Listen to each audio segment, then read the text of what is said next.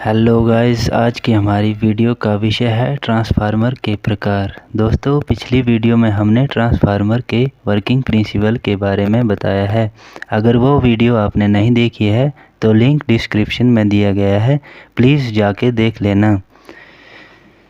दोस्तों, आप सभी ने यह पढ़ा होगा कि ट्रांसफार्मर दो प्रकार के स्टेप अप और स्टेप डाउन प्रकार के होते हैं, लेकिन दोस्तों यह सही में ट्रांसफार्मर के 16 प्रकार होते हैं, लेकिन परीक्षा की दृष्टि से 15 प्रकार के ट्रांसफार्मरों का आपको पता होना चाहिए। आइए डायग्राम के माध्यम से समझते हैं। दोस्तों, हमारा पहला ट्रांसफार्मर है स्टेप अप, अर्थात यह किसी भी वोल्टेज जैसे 11,000 वोल्ट को बढ़ाकर 33,000 वोल्ट करता है, उसे स्टेप अप ट्रांसफार्मर कहते हैं।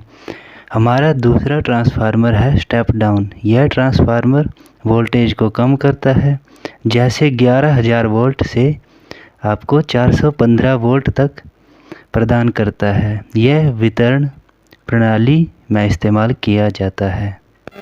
हमारा तीसरा ट्रांसफार्मर है कोर प्रकार का ट्रांसफार्मर। इस प्रकार का ट्रांसफार्मर हाई वोल्टेज पर निम्न आउटपुट पावर या शक्ति प्रदान करने के लिए इस्तेमाल किया जाता है। यह हमारे घरों में टीवी रिसीवरों में अक्सर देखे जाते हैं। अब बात करते हैं चौथे ट्रांसफार्मर की, शेल प्रकार का ट्रांसफार्मर। यह कोर प्रकार की तरह ही है, परंतु इसमें चुंबकीय पथों की संख्या अर्थात चुंबकीय मार्गों की संख्या 2 होती है। इनका भी इस्तेमाल टीवी रिसीवरों में आउटपुट पावर को थोड़ी ज़्यादा प्राप्त करने के लिए किया जाता है। बैरी टाइप ट्रांसफार्मर। इस प्रकार के ट्रांसफार्मर में चुंबकीय पथों की संख्या 2 से अधिक ही होती है। इसका प्रयोग कार्यशालाओं में विशेष प्रकार के कार्यों में किया जाता है। अब बात करते हैं फेज़ के आधार पर ट्रांसफार्मर। ये ट्रांसफार्मर सिंगल फेज़ और 3 फेज़ होते हैं। सिंगल फेज़ ट्रांसफार्मर कोर या शेल प्रकार के होते हैं। यह 250 वोल्ट तक पर काम करते हैं। इनका उपयोग voltage regulator, radio, TV receiver, inverter इत्यादि में किया जाता है। और 3 फेज़ ट्रांसफार्मर यह 3 फेज़ सप्लाई पर काम करते हैं। इनकी प्राइमरी और सेकेंडरी में 3-3 वाइंडिंग होती है।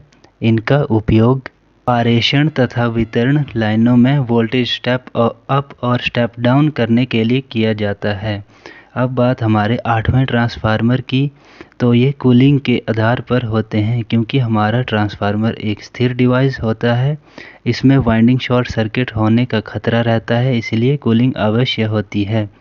प्राकृतिक शीतलन। इसका उपयोग प्रयोगशालाओं में किया जाता है। यह प्रकृति अर्थात अपने आप ही ठंडे रह सकते हैं। यह बहुत ही छोटे होते हैं, जैसे हमारे टीवी इत्यादि में।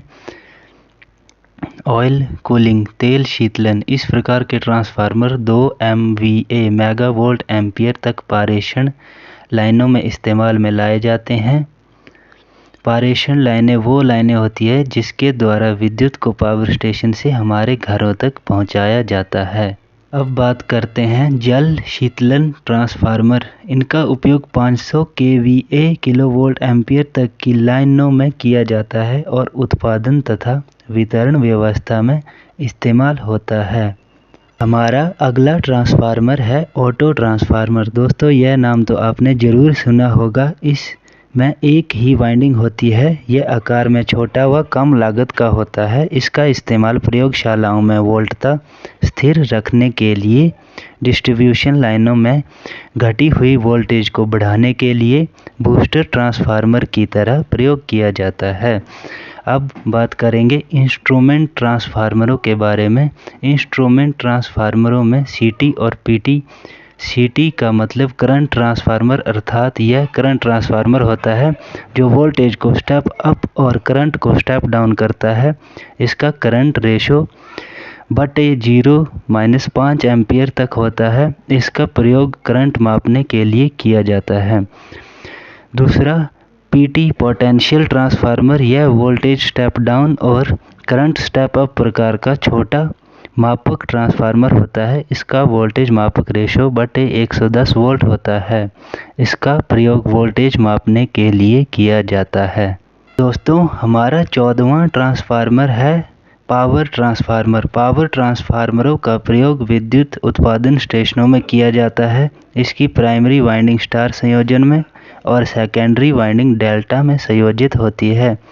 यह 2000 kVA से 15000 kVA तक होते हैं। हमारा आखिरी ट्रांसफार्मर है वितरण ट्रांसफार्मर। यह स्टेप डाउन प्रकार के होते हैं तथा सब स्टेशनों में इसका इस्तेमाल वोल्टता कम करने के लिए किया जाता है। यह 5 kVA से 2000 kVA तक के होते हैं। इनका डिजाइन 50% भार के अनुसार किया जाता है, क्योंकि 50% भार पर इनकी दक्षता उच्चतम होती है। दोस्तों, अगर यह वीडियो आपको अच्छी लगी है तो वीडियो को एक लाइक और इसी तरह की और वीडियो देखने के लिए चैनल को सब्सक्राइब करना ना भूलें। धन्यवाद।